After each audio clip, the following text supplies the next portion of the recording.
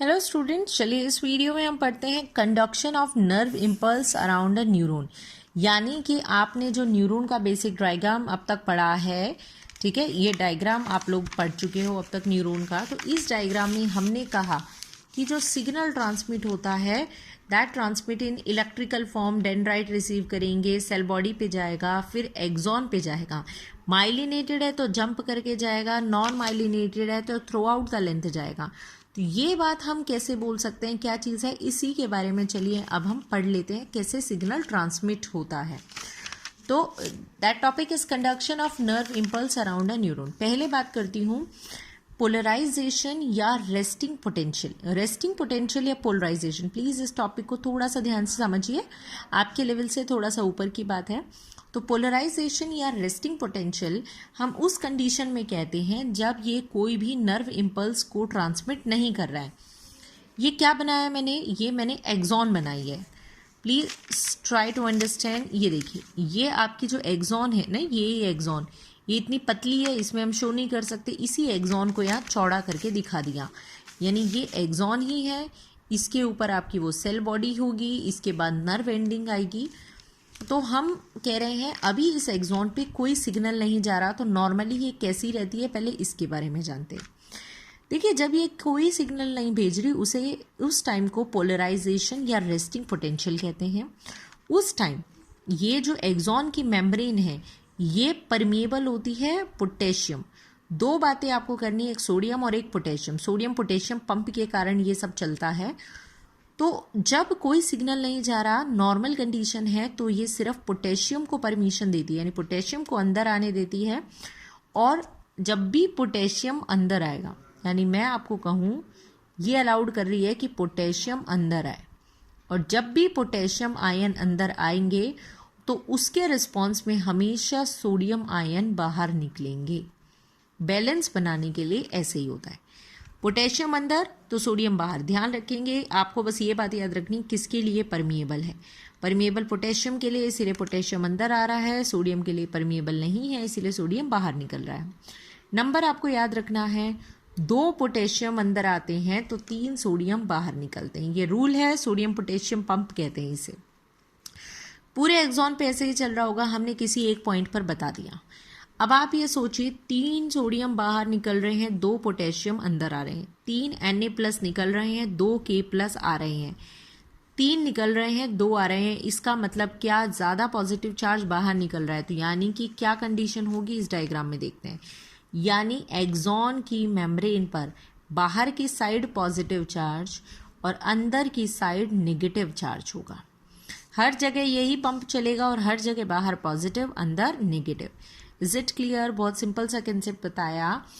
When your axon is not conducting any impulse, that condition is called resting potential or polarization. In that condition, the axon is permeable for sodium, so it allows 2 sodium to enter inside and 3 sodium to exit and 2 potassium to enter. Because 3 positive charge are releasing out, so the outer part of the membrane become positively charged and 2 positive charges are coming inside, so internally it becomes negative charge. अब opposite बात करेंगे, that is the condition of depolarisation या action potential. यानी कि जब अब इसे signal भेजना है, देखिए सिग्नल भेजना वो एक पॉइंट से भेज सकता है, हर पॉइंट से नहीं। तो मैं इनको पॉइंट्स को नाम दे देती हूँ। मान लो ये पॉइंट ए है, ये मान लीजिए पॉइंट बी है, और ये मान लीजिए पॉइंट सी है। अब ए पॉइंट से भेजना है बी पे, तो ए पर भेजना है ना, बाकी 2 जगह सिंपल कंडीशन होगी, यानी बाकी 2 जगह वही हाल होगा। यानी यहाँ पर ऐसे ही चल रहा होगा, 2 K+ अंदर आ रहे होंगे, 3 Na+ बाहर निकल रहे होंगे। सेम वे यहाँ हो रहा होगा, 2 K+ अंदर आ रहे होंगे और 3 Na+ आपके बाहर निकल रहे होंगे। यहाँ पर कोई सिग्नल नहीं जा रहा। अब ए से सिग्नल बी पे भेजना है, ये वाली जो जगह होगी ये नॉर्मल है, तो इन दोनों जगह पर परमिएबल वो अभी भी किसके लिए है, परमिएबल फॉर K+। ये है नॉर्मल कंडीशन, राइट। अब इस जगह देखो, इस जगह सिग्नल भेजना है, जिस जगह से सिग्नल जाना होता है वो जगह की परमिएबिलिटी अचानक से उलट जाती है, रिवर्स हो जाती है। यानी अब ये पोटेशियम की जगह सोडियम के लिए परमिएबल हो गए, यानी इसमें उल्टा होगा। इसमें अब सोडियम अंदर आएंगे, 3 सोडियम अंदर आ गए और 2 पोटेशियम बाहर निकले। नंबर उनका उतना ही रहेगा 3 और 2, बट आप प्लीज इस डायग्राम को ध्यान से देखिए और समझिए। देखो, जिस पॉइंट पर सिग्नल होगा सिर्फ उस जगह पर रिवर्सिबल हो जाएगी परमिएबिलिटी। सोडियम अंदर, पोटेशियम बाहर। जहां पर अभी एक पॉइंट के अलावा बाकी सब पॉइंट पर नॉर्मल कंडीशन रहेगी। तो ये जो हुआ इसका रिजल्ट क्या होगा, नेक्स्ट डायग्राम में देखते हैं। देखिए, इसका रिजल्ट ये होगा, ये मान लो पॉइंट ए है, ये बी है और ये आपका पॉइंट सी है। यहां लिख देती हूं मैं ए बी सी।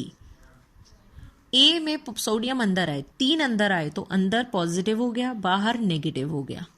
दूसरी जगह देखो, पॉजिटिव अंदर, बाहर निकल रहे 3, अंदर आ रहे 2, बाहर प्लस माइनस, प्लस माइनस।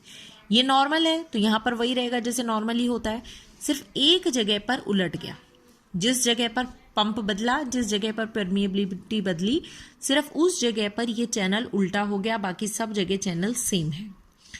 अब आप याद करो, इलेक्ट्रिक सिग्नल, इलेक्ट्रिसिटी कहाँ से कहाँ रन करती है।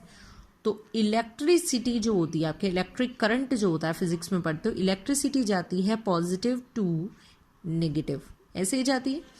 तो यहां पर भी यही होगा। यहां पर देखो, ए पॉइंट पर अंदर पॉजिटिव चार्ज है, बी पॉइंट पर नेगेटिव चार्ज है, तो ए से बी के पास सिग्नल चला जाएगा।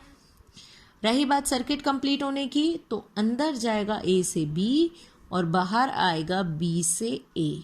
यहां ध्यान देंगे, अंदर आया ए से बी और बाहर गया बी से ए। इस तरीके से सिग्नल ए से बी तक पहुंच जाएगा। क्लियर है? सिंपल सा कंसेप्ट याद रखना है, जब भी सिग्नल भेजना है परमिएबिलिटी उल्टा हो जाएगी। परमिएबिलिटी उल्टी तो चार्ज उल्टा, चार्ज उल्टा तो सिग्नल चला जाएगा। जैसे ही सिग्नल यहाँ से यहाँ पहुंचेगा, अब इस जगह की परमिएबिलिटी उल्टी हो जाएगी, ये उल्टा हो जाएगा, यानी इसका पॉजिटिव अंदर नेगेटिव बाहर। बिल्कुल वैसे ही होगा जैसे पहले हुआ, ऐसे ही सिग्नल एक से दूसरे की तरफ आगे जाता रहेगा और इस वे में ही आपका जो न्यूरॉन होता है वो इलेक्ट्रिकल सिग्नल्स आगे आगे फर्दर ट्रांसमिट करता रहता है। तो इस चीज़ को आप बहुत ध्यान से पढ़िएगा। Thank you.